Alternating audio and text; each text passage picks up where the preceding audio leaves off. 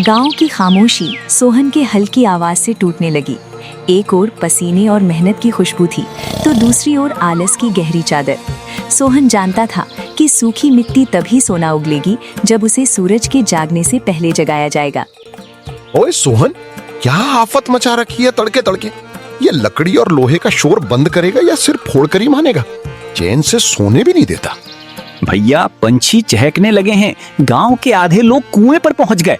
अगर हम अब भी नहीं निकले तो समझो आज का दिन हाथ से निकल गया। मदन के लिए सुबह का मतलब सुकून की नींद था, जबकि सोहन के लिए ये आने वाले कल की चुनौती थी।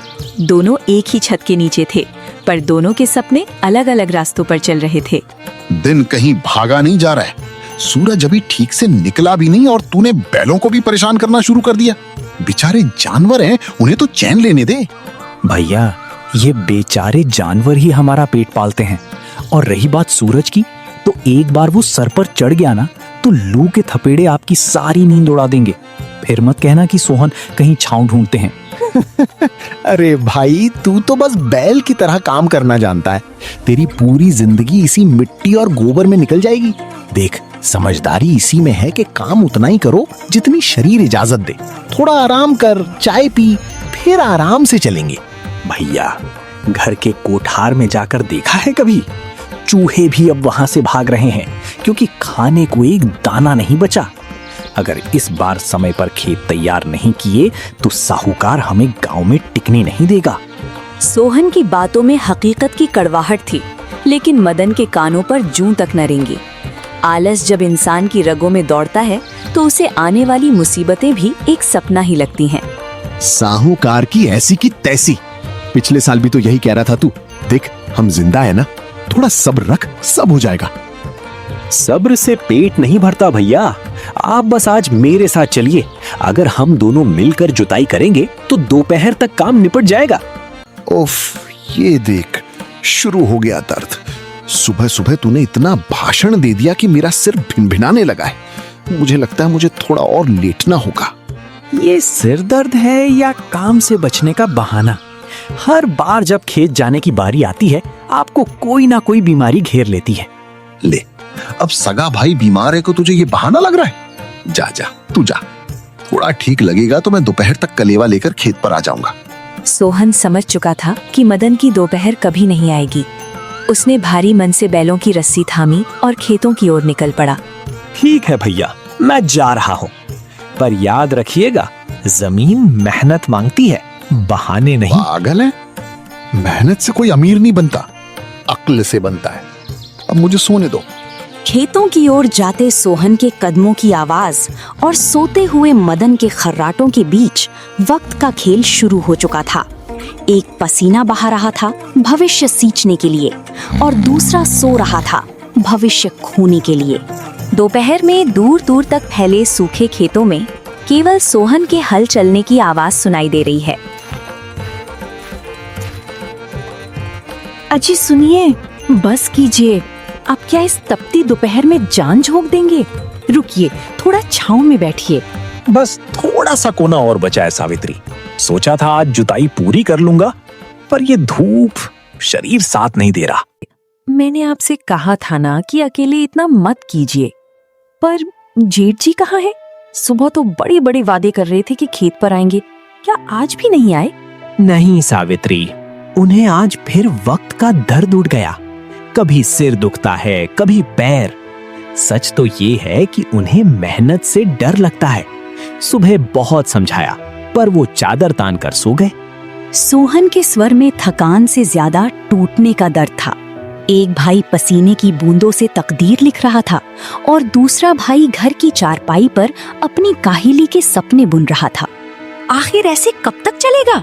वो बस घर बैठकर मुफ्त की रोटियां तोड़ना जानते हैं। जब खाने की बारी आती है तो सबसे आगे, और जब हल उठाने की बात हो तो बीमार। हमारी गरीबी का सबसे बड़ा कारण साहूकार का कर्ज नहीं, बल्कि उनका ये जानलेवा आलस है। रहने दो सावित्री, बहस करने से क्या फायदा? मेरा खून है, मेरा बड़ा भाई है। आज नहीं तो कल उसे अपनी जिम्मेदारी का एहसास जरूर होगा। आखिर कब तक दूसरों के कंधों पर बोझ बनेगा? आप बहुत भोले हैं। आपकी यही शराफत उन्हें और बिगाड़ रही है। जो इंसान अपने छोटे भाई को इस आग उगलते सूरज में अकेला छोड़ दे, वो भाई कैसा? वो तो बस हमारे हिस्से का सुख भी खाए जा रहे हैं। सावित्री की बातों में गुस्सा नहीं, बल्कि अपने परिवार के डूबते भविष्य की चिंता थी। सोहन चुपचाप सूखी रोटी के निवाले चबाने लगा, पर हर निवाले के साथ उसके मन में एक ही सवाल था, क्या मदन कभी बदलेगा? मिट्टी कभी धोखा नहीं देती सावित्री। मैं अकेला ही सही, पर इस खेत को हरा भरा जरूर करूंगा। मदन भैया का हिस्सा भी मैं ही सींच दूंगा। शायद फसल कटते वक्त उन्हें अपनी गलती का पता चले। भगवान करे ऐसा ही हो, वरना ये वक्त किसी का इंतजार नहीं करता। जो आज सो रहा है, कल उसे दाने दाने के लिए जागना पड़ेगा। दोपहर की तपिश और बढ़ गई थी। सोहन की मेहनत और मदन की लापरवाही के बीच की खाई अब और गहरी होती जा रही थी। वक्त का पहिया घूम रहा था और इसके साथ ही बदल रही थी इन दोनों भाइयों की किस्मत। सूरज ढल चुका है और आसमान में लाली छाई है। जहां एक तरफ मेहनतकश किसान अपने बैलों के साथ थके हारे घरों को लौट रहे हैं, वहीं गांव के चौराहे पर एक अलग ही दुनिया बसी है। हंसी ठिठोली और हुक्के के धुएं के बीच मदन अपनी बातों के जाल बुन रहा है। अरे मदन, देख, तेरा छोटा भाई तो पसीने में नहाकर लौट रहा है। बेचारे के पैर भी लड़खड़ा रहे हैं और तू यहाँ 2 घंटे से ये बता रहा है कि दुनिया कैसे चलती है। शर्म नहीं आती? अरे भाई, तुम लोग अभी बच्चे हो, वो छोटा है।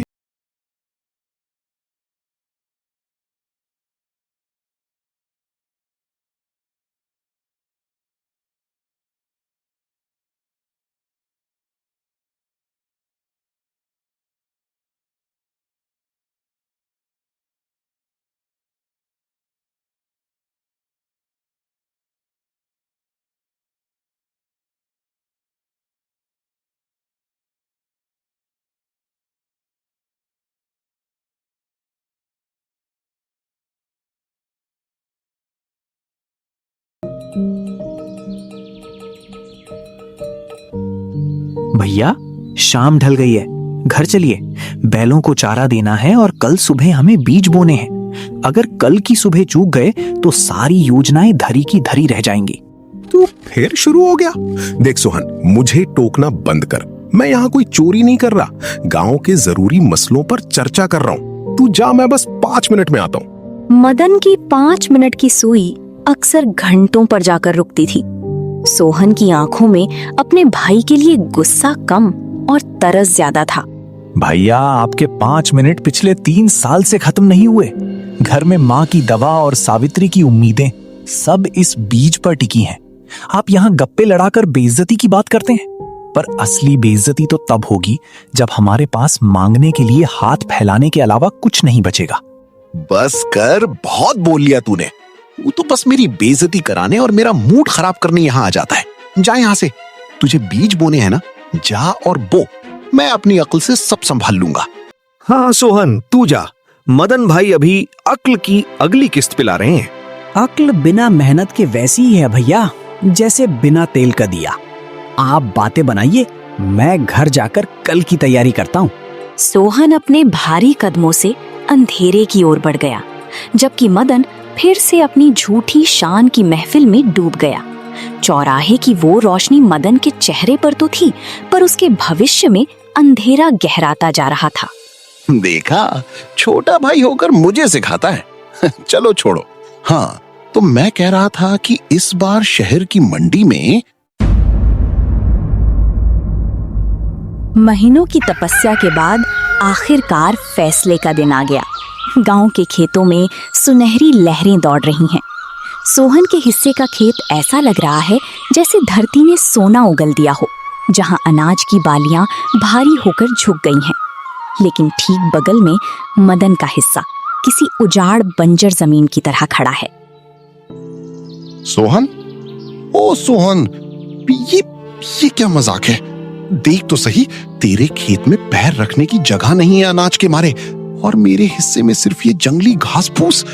क्या तूने मेरे हिस्से में खाद बीज नहीं डाला था? तूने मेरे साथ धोखा किया है। भैया, बीज वही थे जो मैंने अपने खेत में डाले, और खाद भी उतनी ही डाली थी जितनी अपने हिस्से में। लेकिन मिट्टी सिर्फ बीज से अनाज नहीं बनाती, उसे प्यार और देखरेख भी चाहिए। तो क्या मैंने इसे प्यार नहीं किया? मैं रोज आकर दूर से अपनी योजनाओं के हिसाब से देखता तो था कि सब ठीक है या नहीं। दूर से देखने और मिट्टी में उतरने में फर्क होता है भैया। जब पौधों को पानी की प्यास लगी थी तब आप घर में ठंडी छांव में सो रहे थे। जब उन पर कीड़े लग रहे थे और उन्हें दवा की जरूरत थी तब आप चौराहे पर बाजार के भाव पर बहस कर रहे थे। पौधों को भी छोटे बच्चों की तरह पालना पड़ता है, उन्हें सहीजने के लिए अपनी कमर तोड़नी पड़ती है।